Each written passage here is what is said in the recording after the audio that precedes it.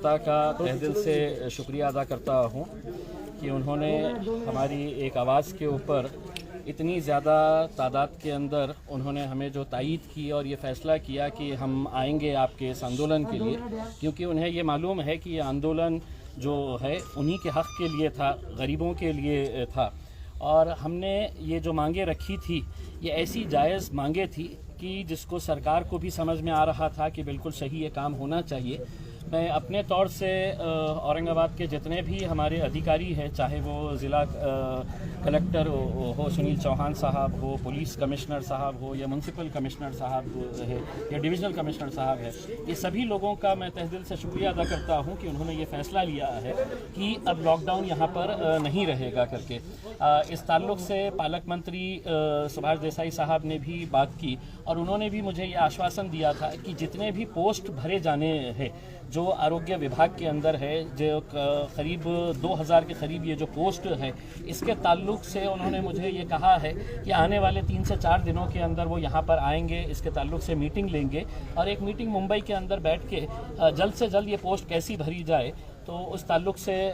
इसका फ़ैसला लिया जाएगा। तो मैं इन तमाम लोगों का शुक्रिया अदा करता हूं और साथ ही साथ अपने लोगों से ये कहना चाहूँगा, औरंगाबाद ज़िले के तमाम लोगों से ये कहना चाहूँगा कि अभी कोरोना पूरी तरह से गया नहीं है। हमारी सबकी ये जिम्मेदारी है कि हम कोरोना के अंदर जितने भी जो प्रिकॉशंस लेने चाहिए, चाहे वो मास्क पहनना हो या जो भी प्रिकॉशंस लेना है, ये जो फ़ैसला सरकार ने लिया है ये जानते हुए, प्रशासन ने ये जानते हुए कि हाँ यकीनन इसकी वजह से है तो गरीबों को नुकसान होगा, गरीबों के कारोबार के ऊपर इसका असर पड़ेगा, उनके खाने पीने की तकलीफ़ों का मसला आ जाएगा, तो उन्होंने इसको कैंसिल किया है। मैं इसका पूरे तहे दिल से शुक्रिया अदा करता हूँ, अपनी तमाम पूरी टीम का शुक्रिया अदा करता हूँ जिन्होंने दिन और रात मेहनत करके लोगों को ये समझाया था कि ये जो लड़ाई है ये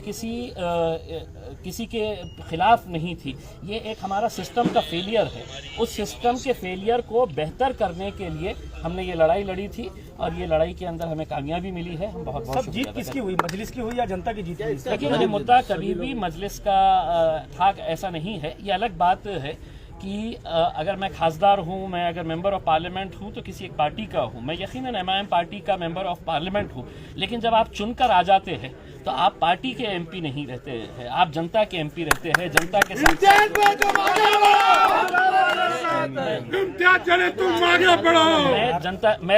मैं जनता के लिए ये आवाज़ उठाया था और मुझे खुशी है कि इससे गरीब लोग बहुत ज़्यादा खुश होंगे क्योंकि उनकी तकलीफ़ें हमें देखी नहीं जा रही थी। अगला आदेश अगर मुख्यमंत्री साहब ने कहा कि कभी भी अगला आदेश आ सकता है, फिर देखिए अब उन्हें एक बात ये समझ में आ गई है कि अब लोग जो है वो आपसे सवाल कर रहे हैं, हम आपका पूरा साथ देंगे। हम ऐसा नहीं है कि हम एक अड़ियल रवैया अपनाएंगे और हम ये कहेंगे कि हम जो कह रहे हैं वो सही है, लेकिन अगर चर्चा करके, अगर बातचीत करके, अगर हर एक का, देखिए कोरोना को भगाना है तो सिर्फ प्रशासन में बैठे हुए लोगों की जिम्मेदारी नहीं है, ये तो जनता की है, लोक प्रतिनिधि की है, सबकी है। हम सब मिलकर इसके ताल्लुक से जो भी अच्छा फैसला रहेगा उसके अंदर हम लेंगे। लेकिन हमारी जो, और ख़ास तौर से मेरी जो प्रमुख मांगनी है जिसके लिए हम ये कर रहे थे, उसमें उन्होंने साफ कहा है कि हम अगले 3 दिनों के अंदर या मैक्सिमम 4 दिनों के अंदर इस ताल्लुक से यहीं पर औरंगाबाद के अंदर एक मीटिंग लेंगे। सुनील केंद्रेकर साहब हमारे जो डिविजनल कमिश्नर है, उन्होंने खुद ने मुझसे ये कहा, वो नांदेड़ जा रहे थे, उन्होंने कहा कि मुझे आने दीजिए, मैं आते ही इस ताल्लुक से आपके साथ एक मीटिंग करके हम जितने पोस्ट भरने के हैं वो पोस्ट भरने का काम करेंगे। और हम ये समझते हैं कि ये लड़ाई हमारी जो है सिर्फ लॉकडाउन हटाना नहीं था, आने वाले समय के अंदर अगर कोरोना थोड़ा बहुत रहता भी है तो लॉकडाउन की सूरत कभी भी पैदा नहीं। अच्छा, एक आखिरी सवाल सर मेरा, जैसे कि जिस तरह पार्टियों के कई लीडरों ने आपको समर्थन किया, आज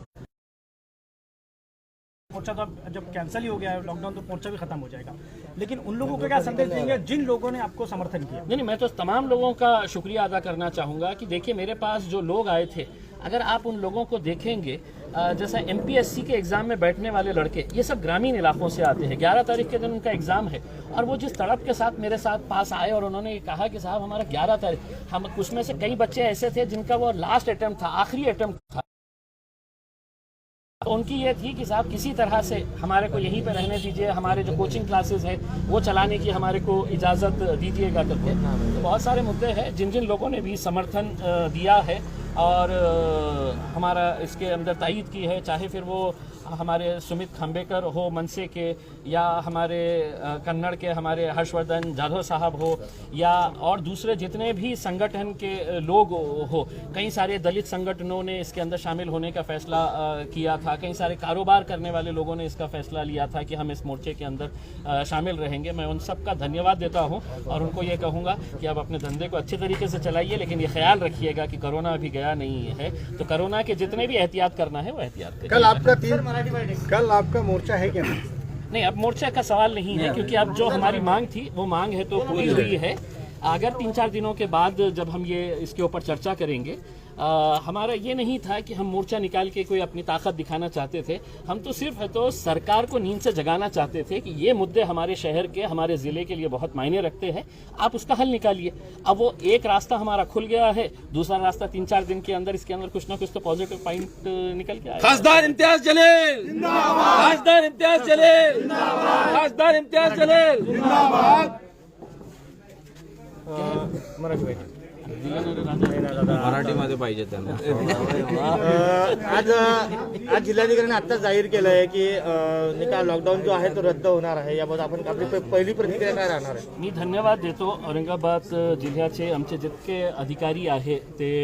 विशेषकर सुनील चौहान साहेबांच्या, पोलीस कमिशनर साहेबांच्या, आपले विभागीय आयुक्त साहेबांच्या, महानगरपालिकाचे आयुक्त आणि रुरल सुप्रिटेंडंट